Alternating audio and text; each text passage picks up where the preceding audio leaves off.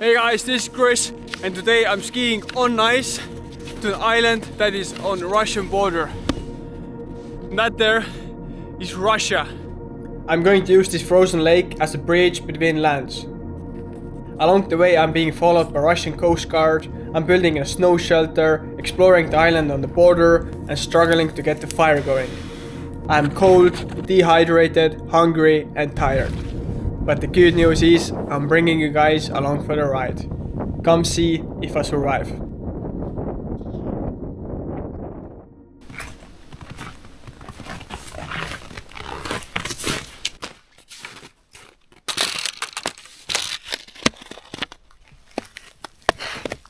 I'm starting the journey from a homestead in the wilderness. The lake where I'm traveling has been a place for conflict and battle for centuries.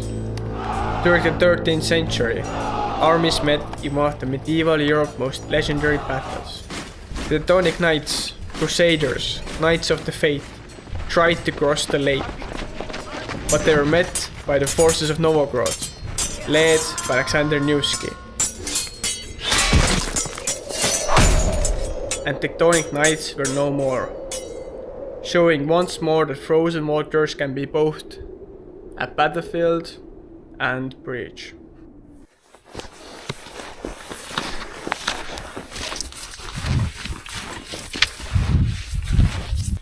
What's that?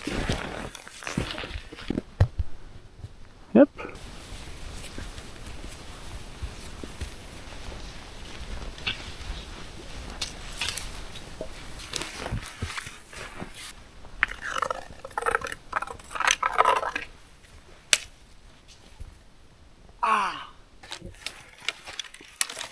It's minus 15 degrees Celsius, but this water is not frozen. Whew.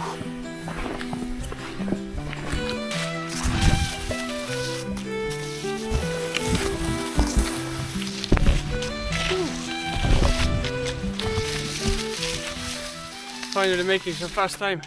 I've been skiing for almost 2 hours. We have done about 5 kilometers. And we have 25 more to go. So I'm actually way behind the schedule. Oh, tiring. I have about 20 kilogram backpack on my back. This is the last of the forest. Then I'm gonna go to a small village. It's a really cool village. I'm gonna show you around a little bit briefly. And then we're gonna go on the ice and ski along the Russian border until we reach the border island, or in Estonian Piirissaare.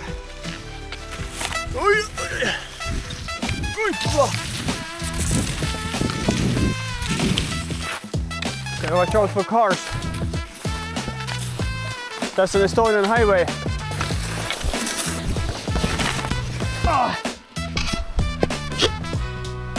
That's the spot.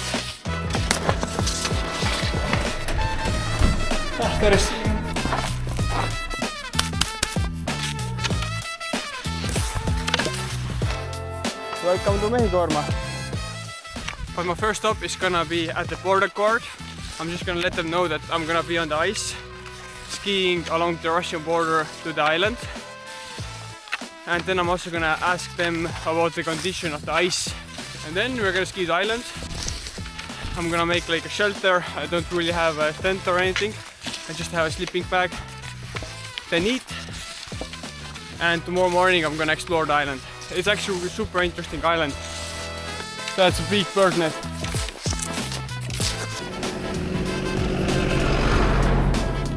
The red house behind me is the border guard. I just had a quick chat with them. I'm gonna brief you in a second, but this one nice lady here in this grey house invited me for a tea.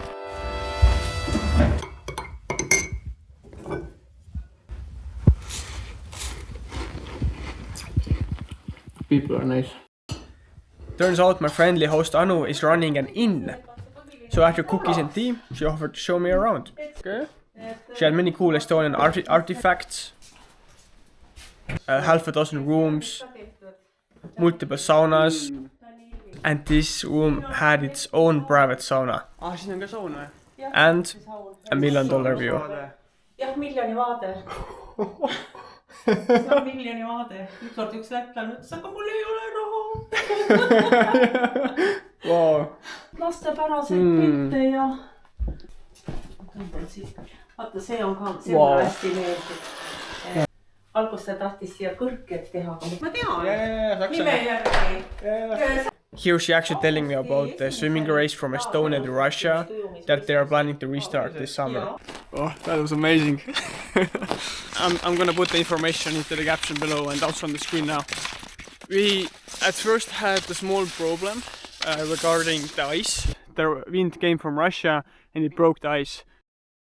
So that's the hovercraft for the border patrol. They use a bath next to the land here. And that's also the bath that I'm gonna take. And we are on the ice. The border patrol told me that the ice is really strong. That's not the problem, except in a couple of small places. It's actually the places where I at first planned to go. They even told me that to be careful because there's a lot of people who accidentally go over the border and get into trouble. I like to think I'm smart enough not to do that, but let's see.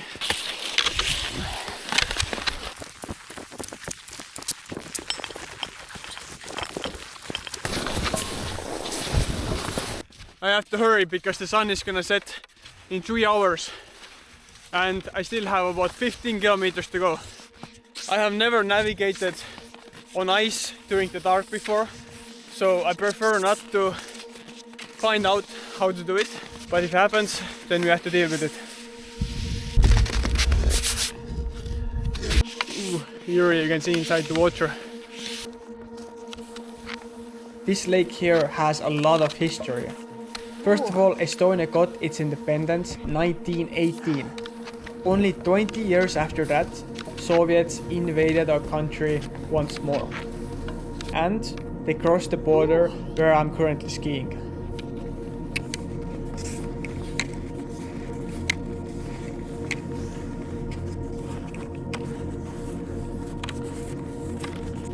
The lady who gave me tea and cookies, her name was Anu, and she actually told me that 2 days ago there were 5 fishermen out there and the border patrol of Russia actually detained them for almost 2 days. Roughly 10 years ago we had a situation where Russian border patrol actually detained one of the Estonian citizens for months and months, and he was actually traded for a couple of Russian spies who were detained by Estonian government. And still, the border proves to be the place of tension between our nations.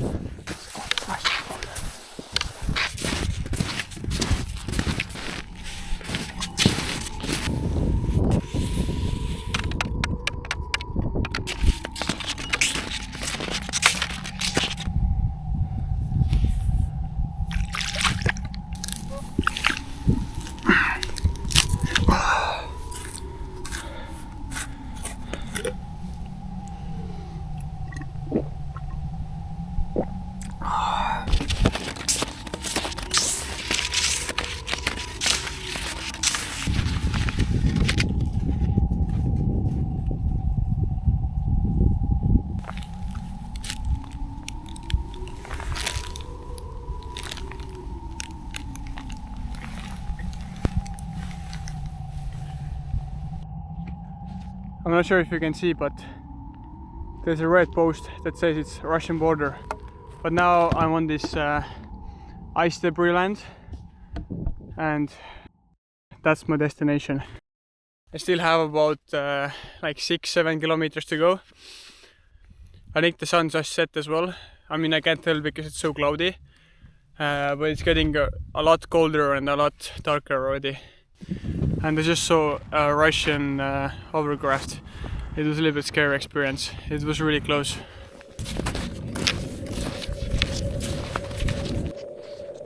There's 2 vehicles incoming.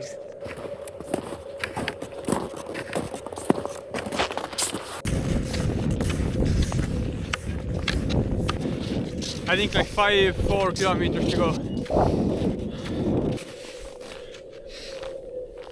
Russian border, 50 meters.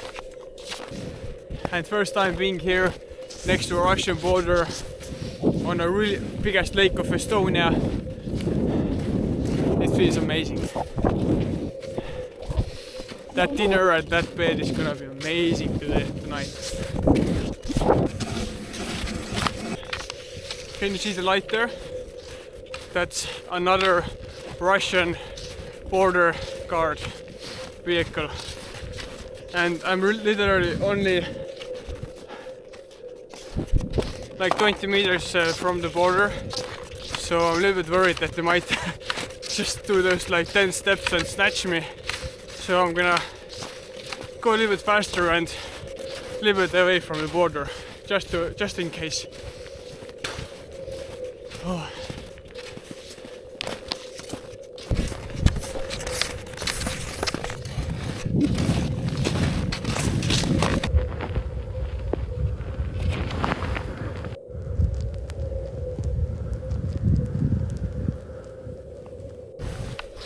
Oh shit.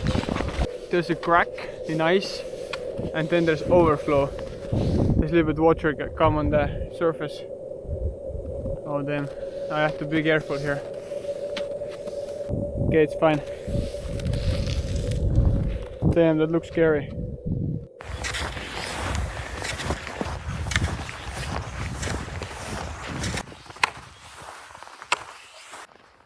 Land ho!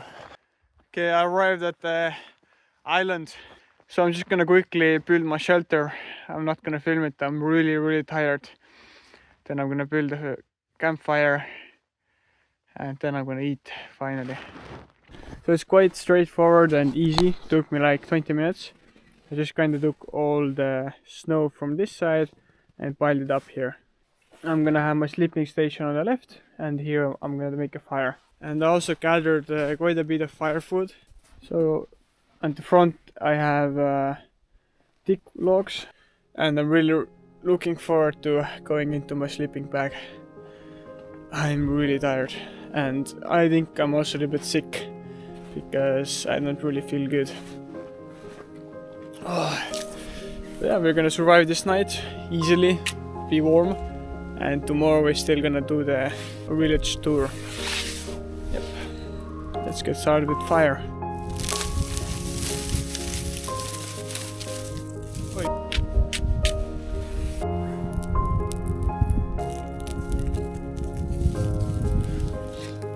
All the big sticks are really frozen, so I have to defrost them first again.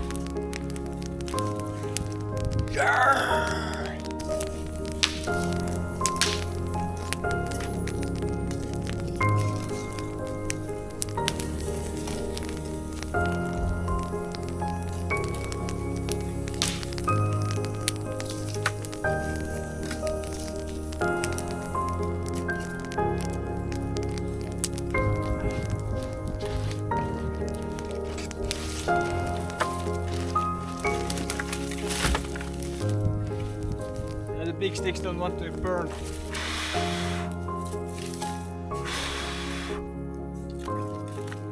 Almost. Even getting the fire starter burning was quite a challenge, so I think it's just like extremely humid right now. I'm a little bit too tired to kind of mess with that, so I have my sleeping bag ready. And my sleeping bag along with the shelter I built should be enough to keep me warm. But we'll see during the night. It's roughly negative 15 degrees of Celsius, so it's quite a limit for my sleeping bag, but right now I feel quite comfy. I also left all the clothes on. But yeah, my hands are getting cold. See you guys in the morning, unless I freeze to death. I hope not. Peace. Oh.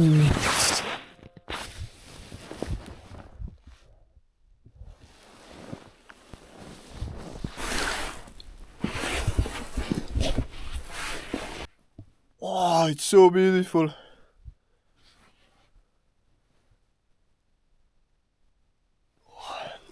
I think that's the first clear day after like 2 weeks in Estonia.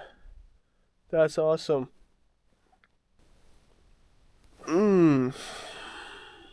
Yeah, the night was pretty okay. I think I woke up like maybe after every 1 hour, after 2 hours, like I got a little bit stiff and just like a little bit cold. Yeah, too bad that it couldn't get the fire starting. Ooh. So yeah, I'm gonna put on my boots and let's do some exploring. Yeah, those boots are not frozen, but they're wet. Oh, the gloves and socks that I put inside the sleeping bag, fully dry. It is so beautiful. I almost forgot that I'm pretty cold. Oh wow. That's where we came from. That's insanely beautiful.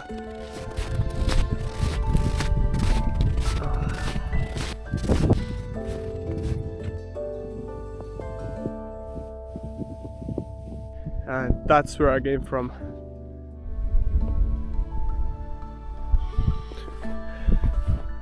Oh yeah, it's beautiful here. But yeah, I think now I'm gonna walk to the village.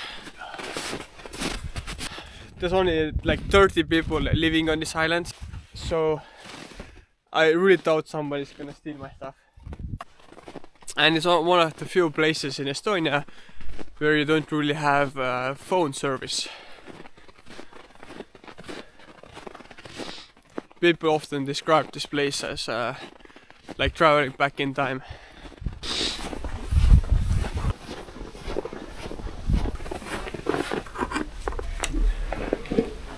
There's a nice bathroom, and to be honest, this is the place that I was looking for yesterday, because I knew there should be a shelter like that.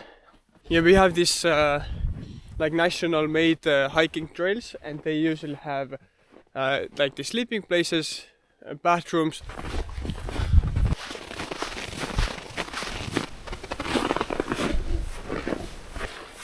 Oof.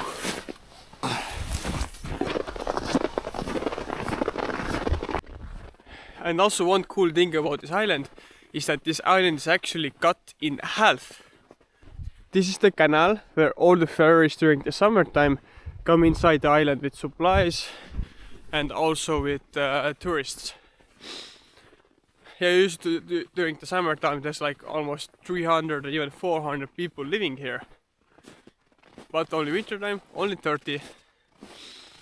During this whole way of canal there's no bridges. All of that part there is actually like 70% of the island, and it's all swampland.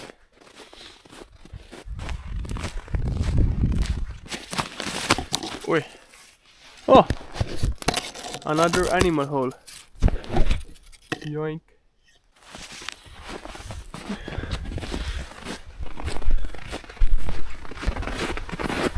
There's only like 30 people living here. We still have 3 different villages. 3 different villages. Oi, locals.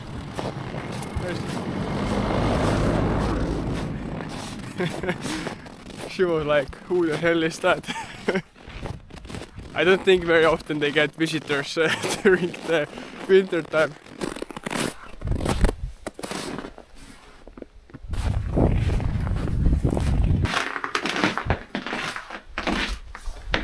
Cool.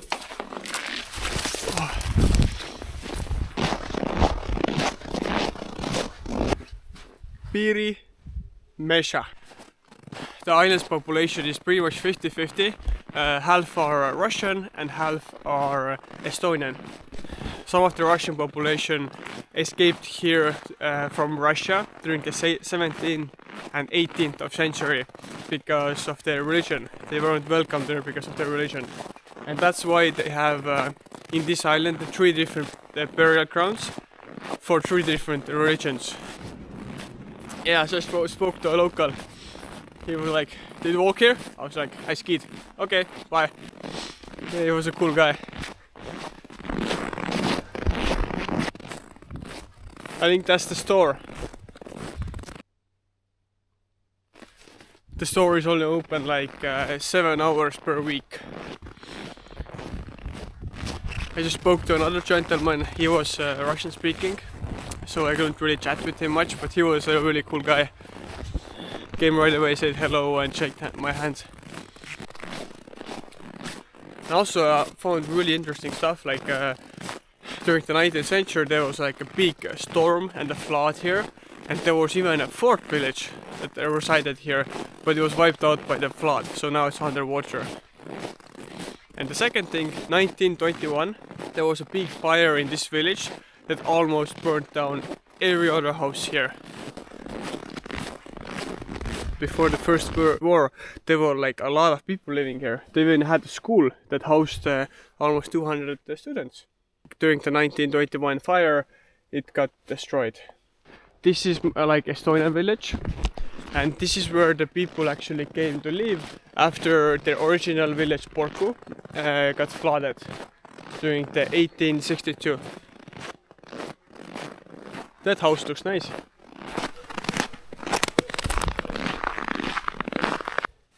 There's a well here. This is the Russian religion church.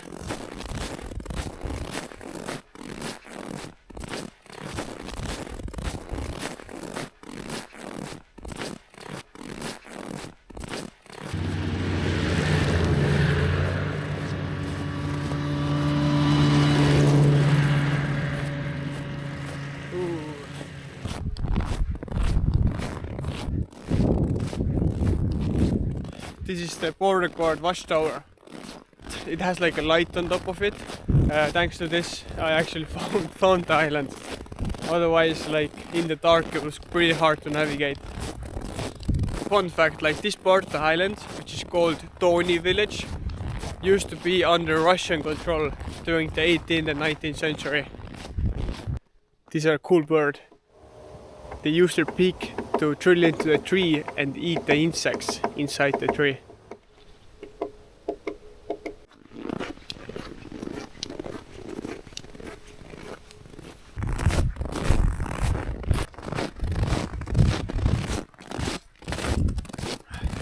This here is the third village, Saare.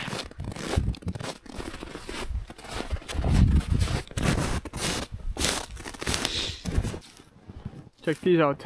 That's a Titanic.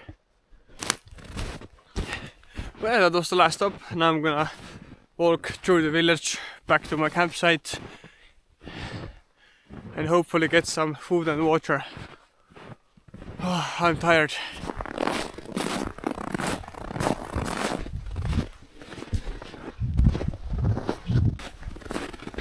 I wasn't worried about people getting my stuff, but now I'm starting to get worried that maybe animals got my fish.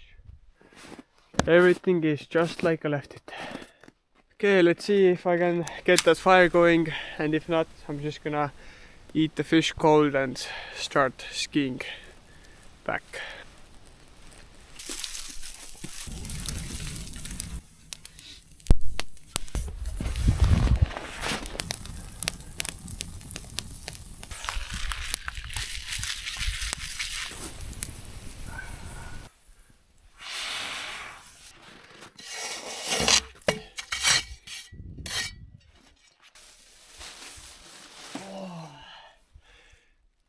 Food is served.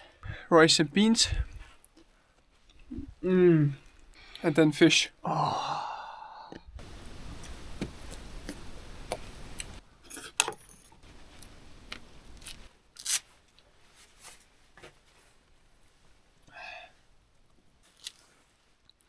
Look at my hands. I ate everything. Best case scenario, I would have some coffee, maybe some cake, and then I would sleep a little bit. But no, I gotta slap on these bad boys and I have to ski for the next 4 to 5 hours.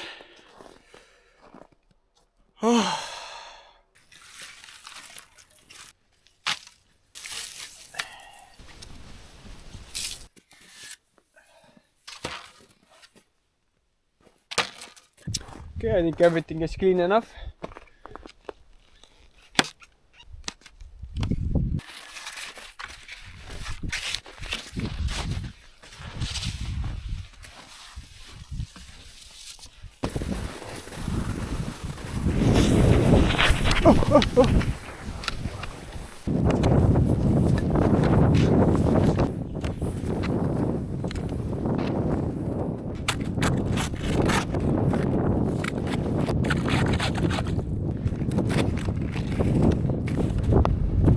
Oh, my boots got wet. Estonia is that way. That's Russia. Let's go there. Nicer sky.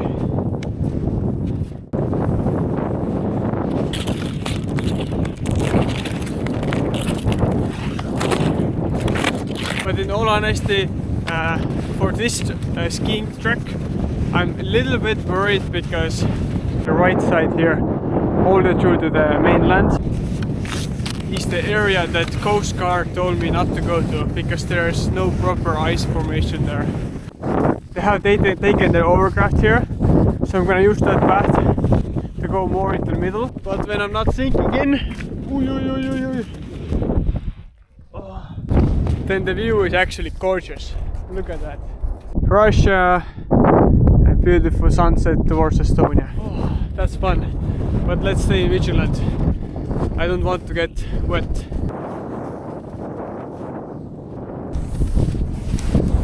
Bye bye island. That was a cool spot. I have all the respect for them, like hats off.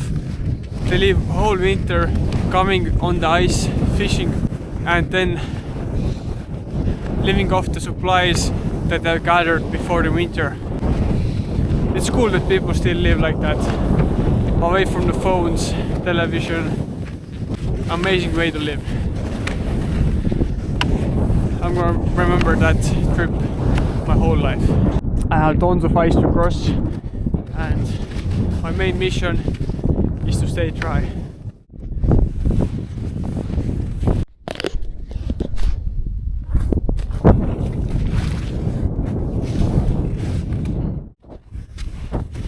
You know, I just realized if I scream right now, nobody's gonna hear me. Ah!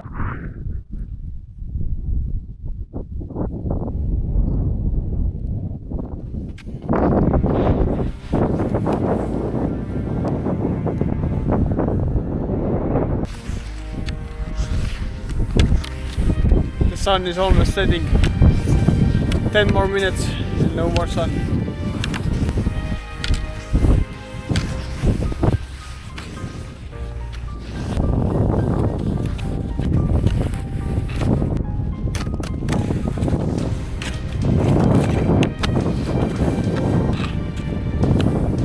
Another cracking ice. Goes a long way. I guess the squirrel from Ice Age has been here. Yay! 100 meters away.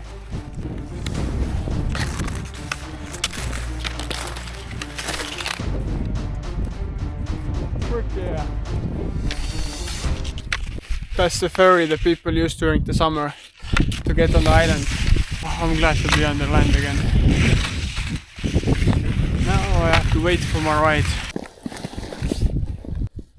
Oh la la. I might lose a toenail. That's all the water I have left.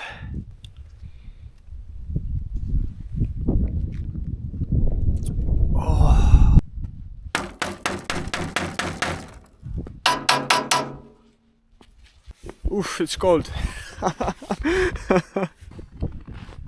Oh, my dad should arrive any moment. So I guess that's all for this adventure.